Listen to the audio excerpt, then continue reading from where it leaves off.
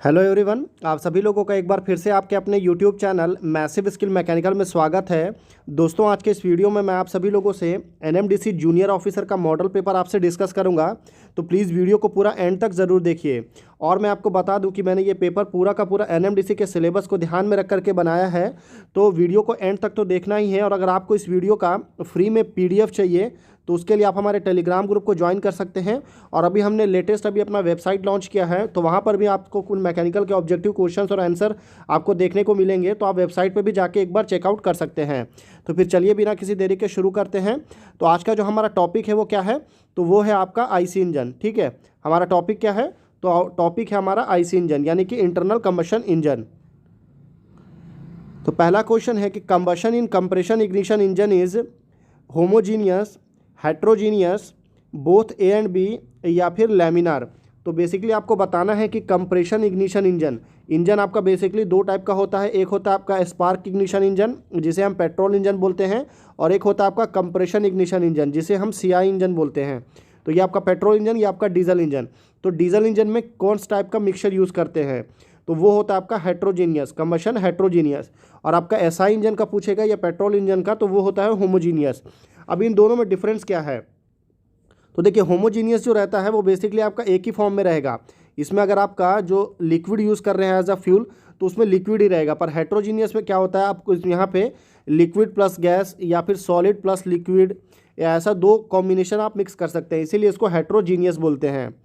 तो अभी आपको इंजन देखिए, तो इंजन किस तरह रहता है, तो ये देखिए आपका कुछ इंजन का कंस्ट्रक्शन रहता है, कुछ इस तरह आपका डीजल इंजन काम करता है। ये आपके वॉल्स रहते हैं, ये आपका बेसिक सिलेंडर है, ये आपका कैम शाफ्ट है, ऊपर ये आपका क्रैंक शाफ्ट रहता है यहाँ पे, ये आपका मेन फ्लाईव्हील बोला जाता है। तो कुछ इस तरह से इंजन काम करता है। अगला क्वेश्चन देखेंगे। ठीक है, तो अगला क्वेश्चन क्या है कि the fuel in diesel engine is normally injected at pressure of, जो आपका डीजल इंजन में जो फ्यूल इंजेक्ट होता है उसमें प्रेशर कितना होता है, 5 to 10 kg पर सेंटीमीटर स्क्वायर, 20 to 25 kg पर सेंटीमीटर स्क्वायर, 60 to 80 kg पर सेंटीमीटर स्क्वायर, या फिर 90 to 130 kg पर सेंटीमीटर स्क्वायर। तो देखिए बेसिकली आपका जो फ्यूल इंजेक्टर होता है वो किस तरह काम करता है, तो फ्यूल इंजेक्टर देखिए कुछ इस तरह रहता है fuel injector.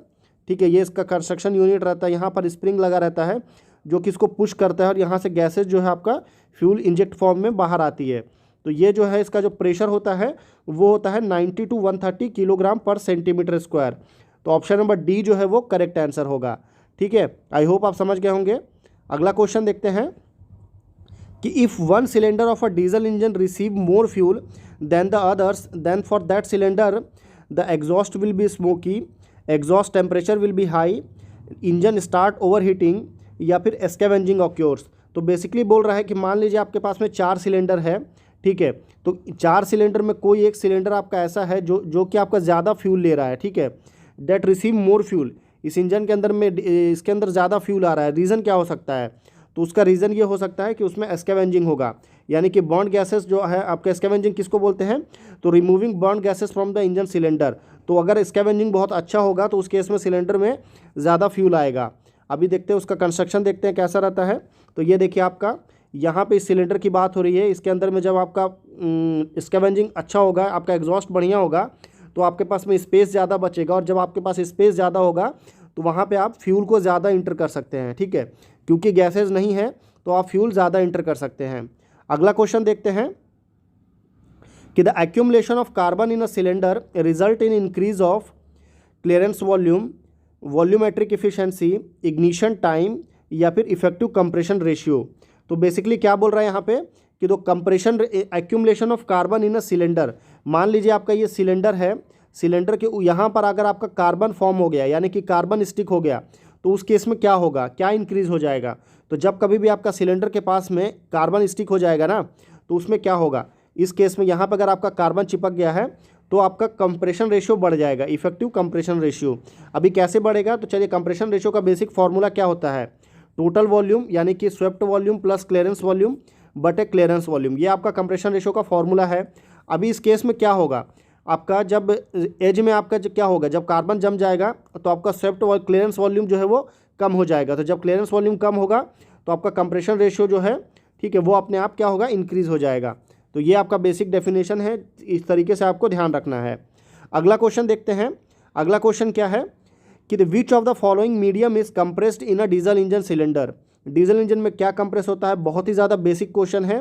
Air alone, air and fuel, air and lubrication oil या फिर फ्यूल अलोन। तो जब कभी भी आपका डीजल इंजन के बारे में बात होगी तो एयर अलोन, और जब कभी भी आपका पेट्रोल इंजन या फिर स्पार्क इग्निशन इंजन के बारे में बात होगी तो एयर एंड फ्यूल यूज़ करते हैं। ठीक है, तो ये आपका बेसिक्स है। और ये आपका यहाँ पे एयर आपका ये सक्शन वॉल है, यहाँ से आपका सिर्फ एयर इन होता है, यहाँ पे आपका फ्यूल इंजेक्टर लगा रहता है, और ये आपका एग्जॉस्ट वॉल है। कुछ इस तरह ये काम करता है।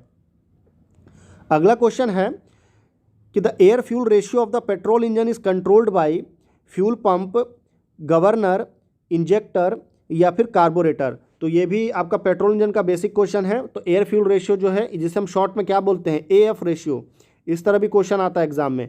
तो air fuel ratio petrol engine का किससे कंट्रोल होता है, तो वो होता है कार्बोरेटर से। तो option number D correct answer होगा। कार्बोरेटर कैसे काम करता है, चलिए देखिए। ये आपका कार्बोरेटर का डिज़ाइन है, कुछ इस तरह कार्बोरेटर आपका दिखता है। बेसिकली इसमें एक साइड में पोर्ट होता है, जिससे क्या होता है, एक साइड से आपका फ्यूल जाता है और दूसरे साइड से आपका पेट्रोल, आपका एक साइड आपका फ्यूल हो गया और दूसरा साइड आपका एयर हो गया। ये दोनों एक पोजीशन में जा करके एक लाइन में जाते हैं और वहाँ पे मिक्स हो जाता है, और उसके बाद ये दोनों आपका इनलेट वॉल की तरफ जाते हैं, और इनलेट वॉल जो है आपका direct fuel plus air mix करके वो आगे भेजता है। अगला क्वेश्चन है कि when crude oil is heated then which of the following hydrocarbon is given off first. यानी कि आप क्रूड ऑयल को जब आप हीट करेंगे तो पहले क्या निकलेगा, कैरोसिन निकलेगा, गैसोलीन निकलेगा, डीजल निकलेगा या फिर नेचुरल गैस निकलेगा। तो देखिए, जब कभी भी हम क्रूड ऑयल को हीट करते हैं तो सबसे पहले हमें नेचुरल गैस निकलता है। तो option number D correct answer होगा। अभी मैं आपको पूरा सिस्टम बताता हूँ, वो पूरा ग्राफ कैसे होता है। तो देखिए, यहाँ पे हम क्रूड ऑयल को हीट कर रहे हैं, ठीक है। तो सबसे पहले क्या निकल रहा है, गैस निकल रहा है, उसके बाद पेट्रोल निकलता है, उसके बाद नैप्थलीन निकलता है, फिर आपका कैरोसिन निकलता है, उसके बाद आपका डीजल निकलता है, और सबसे लास्ट में बिटुमिनस, ये तो आपका कोल है जिसे हम क्रूड ऑयल बोलते हैं इस फॉर्म में। तो सबसे लास्ट में क्या निकलेगा एग्जाम में, अगर सबसे पहले निकलेगा बोलने से गैस निकलेगा, नेचुरल गैस, और सबसे लास्ट में तो डीजल निकलेगा।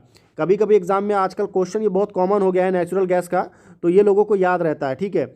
अभी सीक्वेंस पूछता है, सबसे फर्स्ट सीक्वेंस में क्या निकलेगा, सेकंड सीक्वेंस में पेट्रोल, थर्ड में नैप्थलीन, फोर्थ में कैरोसिन और फिफ्थ में डीजल। ये 5 सीक्वेंस आपको याद रखना है। ये आपका इस ऑर्डर में भी पूछ सकता है और आपका रिवर्सिबल ऑर्डर में भी पूछ सकता है। तो ये दोनों सीक्वेंस से आपको याद रखना है।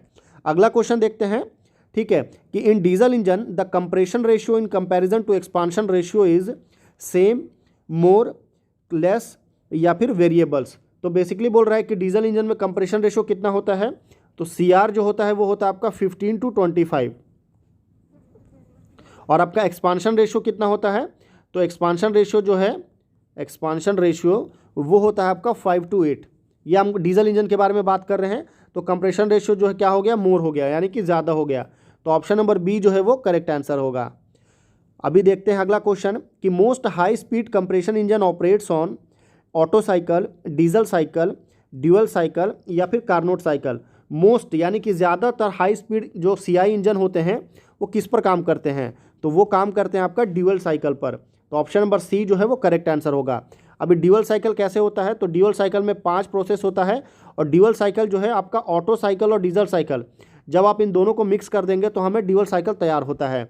इसके जो 5 प्रोसेस है वो देख लीजिए, isentropic compression, constant volume heat addition, constant pressure heat addition, isentropic expansion, और उसके बाद लास्ट आता है कांस्टेंट वॉल्यूम हीट रिजेक्शन। तो ये इनके कुछ प्रोसेस हैं जो कि आपको याद रखना है। ये इसका ग्राफ है। अगला क्वेश्चन देखते हैं कि the size of a inlet valve of an engine in comparison to exhaust valve is more, less, same या फिर वेरिएबल। तो बेसिकली बोल रहा है कि जैसे इंजन होता है, ये आपका सिलेंडर है, यहाँ पे आपका 2 वॉल्व रहता है, एक इनलेट हो गया, एक एग्जॉस्ट हो गया। तो इनलेट वॉल्व क्या होता है, तो इनलेट वॉल्व जो है एग्जॉस्ट वॉल्व से वो छोटा होता है, तो साइज़ में लेस होता है। क्यों छोटा होता है, रीज़न क्या होता है इसका, तो रीज़न इसका ये है, इसको छोटा इसलिए बनाते हैं क्योंकि फ्यूल जो है, हमें फ्यूल की जो क्वांटिटी होती है उसकी हमको ज़रूरत काफ़ी कम होती है, पर एग्जॉस्ट के लिए जो गैसेस बनती है उसको हमको बाहर निकालना ज़्यादा ज़रूरी होता है, ताकि उसकी इफिशिएंसी ज़्यादा अच्छे से इंप्रूव रहे इंजन की। तो इसके लिए एग्जॉस्ट वॉल्व को बड़ा बनाते हैं और इनलेट वॉल्व को छोटा बनाते हैं। अभी वॉल्व्स को देखिए कैसा होता है वॉल्व का मैकेनिज्म। तो ये आपका वॉल्व का मैकेनिज्म है, कुछ इस तरह से वॉल्व ओपन होता है, इसका सीक्वेंस है, ठीक है। वॉल्व ये आपका कैम्प शॉफ्ट जब ऑपरेट होता है, ये वॉल्व को पुश करता है, ये वाला व्हील्स आकर के जब इसको टच करता है तो ये आपका अंदर की तरफ पुश होता है, और जब ये अंदर की तरफ पुश होता है तो वॉल्व आपका ओपन हो जाता है। फिर अगेन ये थोड़े सेकंड के बाद 2 से 3 सेकंड के बाद क्या होता है, तो 2 से 3 सेकंड के बाद ये अगेन आकर के रिवर्स में चला जाता है। तो कुछ इस तरह से ये सिस्टम काम करता है। तो आई होप अगर आप वीडियो को यहाँ तक देखे हैं तो प्लीज़ वीडियो को ज़रूर लाइक करिए, चैनल को ज़रूर सब्सक्राइब करिए, बेल आइकन प्रेस करिए ताकि आप एक भी इंपॉर्टेंट नोटिफिकेशन मिस ना करें। और एक चीज़ मैं बता दूं कि अगर आपको इस वीडियो का फ्री में PDF चाहिए, पहले बता देता हूं, आपको टेलीग्राम ग्रुप में मिल जाएगा। टेलीग्राम चैनल का लिंक इसी वीडियो के डिस्क्रिप्शन बॉक्स में है। और प्लीज़ हमारे चैनल के लिए हमने एक अलग से वेबसाइट बनाया है, तो वेबसाइट को जाकर के एक बार ज़रूर चेकआउट करिए। हमने उसमें भी IC इंजन के क्वेश्चंस काफ़ी सारे डाले हैं, 200 मोर देन 200 IC इंजन के क्वेश्चन डाले हैं। अगर आपको अच्छे लगेंगे तो हम और भी सब्जेक्ट के क्वेश्चन लेकर के आएंगे। तो फिर मिलते हैं अगले वीडियो में, तब तक के लिए धन्यवाद।